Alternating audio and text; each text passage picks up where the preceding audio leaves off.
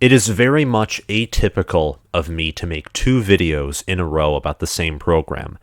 But much like the last time I did that, which was when Ohio State's 2021 recruiting class was phenomenal and there was tons of news about that, there is news today. And that is after yesterday, when I released my video at around 9:30 a.m. talking about Michigan football recruiting and me critiquing and criticizing some of their moves when it came to name, image, and likeness. Not even 12 hours later, and Warde Manuel says, boom, NIL collectives are coming here. And that was awesome for me as a Michigan fan, and I think for the entirety of the Michigan fan base.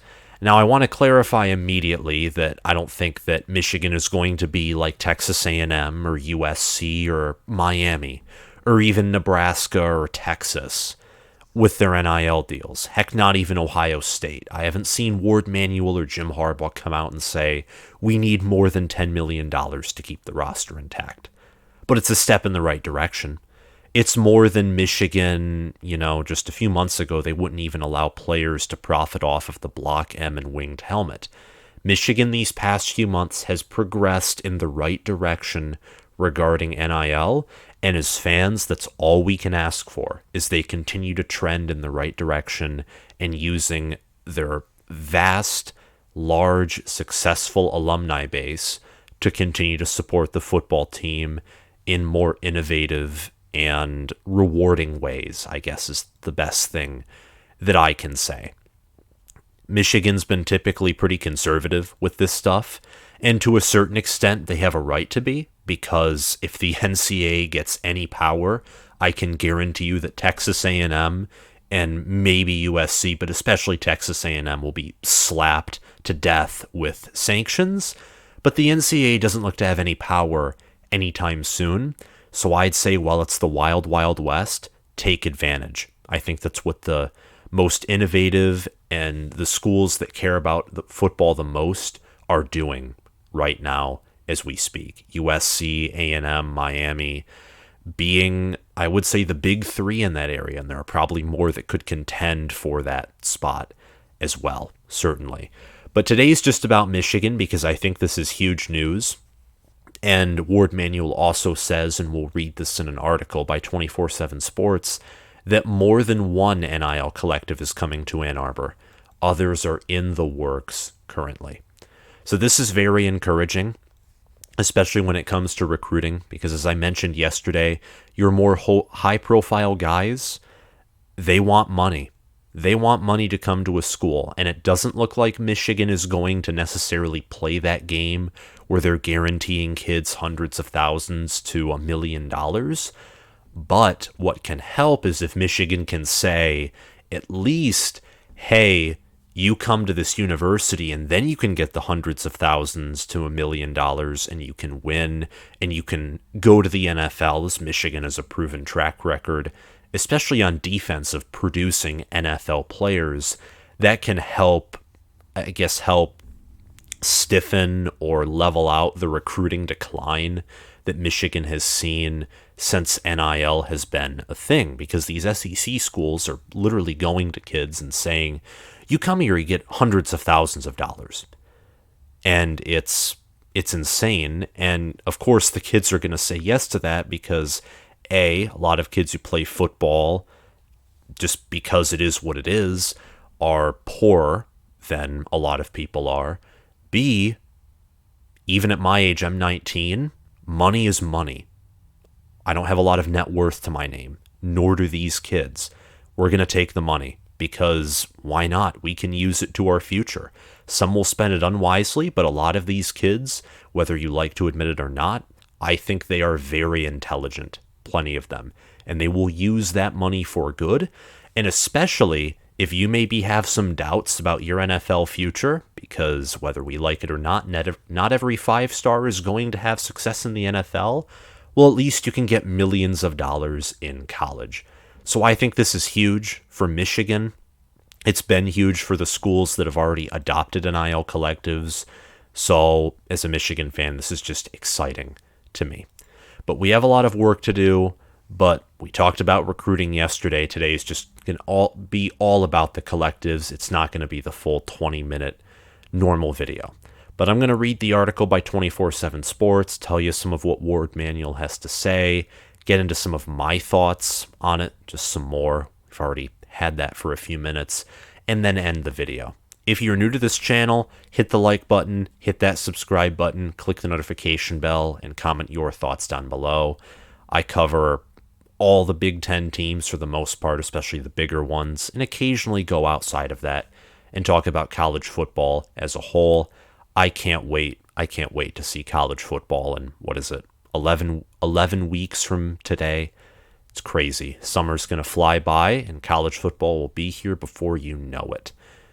Michigan will continue to innovate and support name, image, and likeness opportunities for its athletes, Warde Manuel said this week.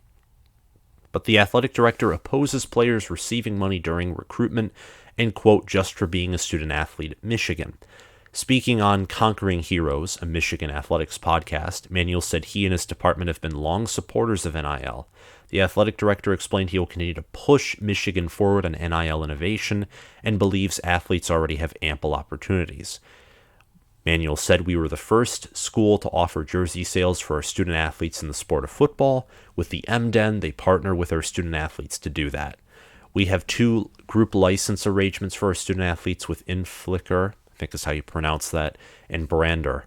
We have the Victors Exchange that our donors and businesses can go on to the Victors Exchange and pair with some of our student athletes. We're the largest in the country with that, and for me, that means that our student athletes have a lot of opportunities. But Manuel added he's wary of collectives, entities that are independent of a university, but that gather and allocate money for NIL opportunities. If collective means pooling money together and giving people money for just being a student athlete at Michigan, I'm against it. If collective means providing opportunities and resources and pooling them together and providing them to student athletes and ensuring that they're doing something for that benefit, there's nothing I can do to stop it. And I'm supportive of collectives that do things the right way.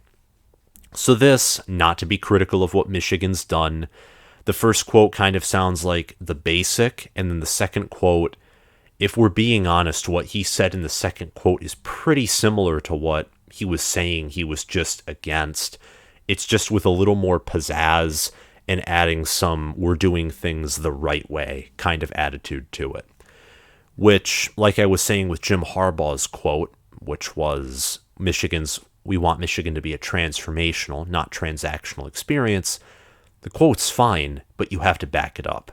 And this is what I liked about the collective coming into play, is if the collective starts offering these $1 million deals to current Michigan players, which I hope it has a few of them, then you have this can be transformational and transactional. You can get the best of both worlds.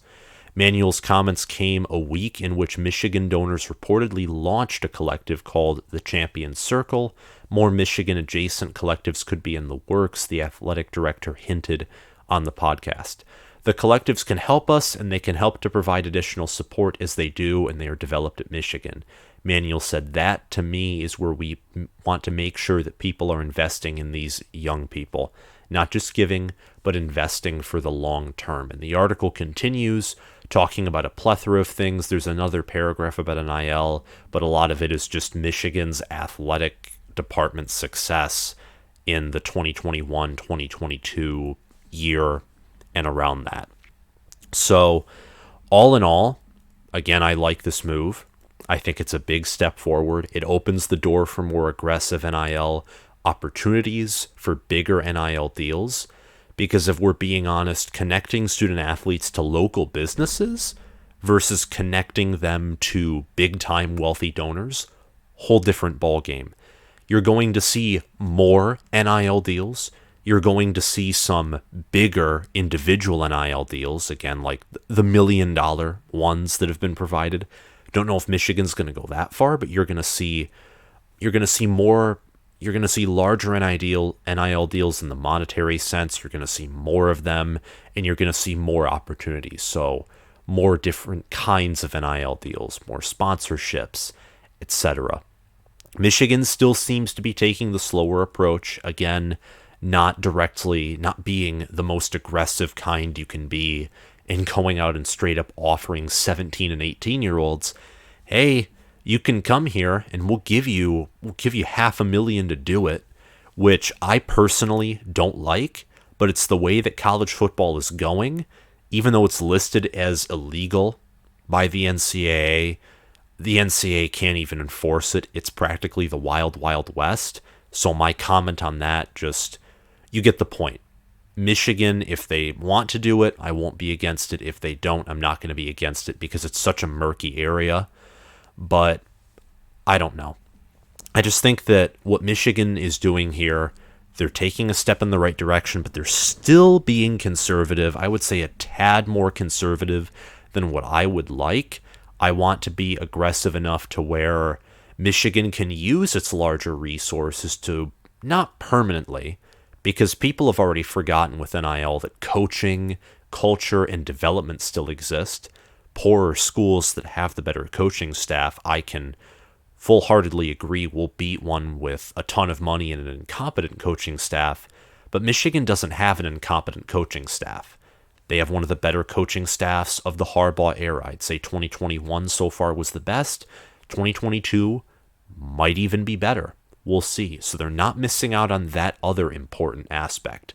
Here, Michigan can use its reputation plus its vast resources, if they put it in an aggressive way, to permanently put certain schools with less resources in a corner and further solidify their foundation as one of the top Big Ten schools.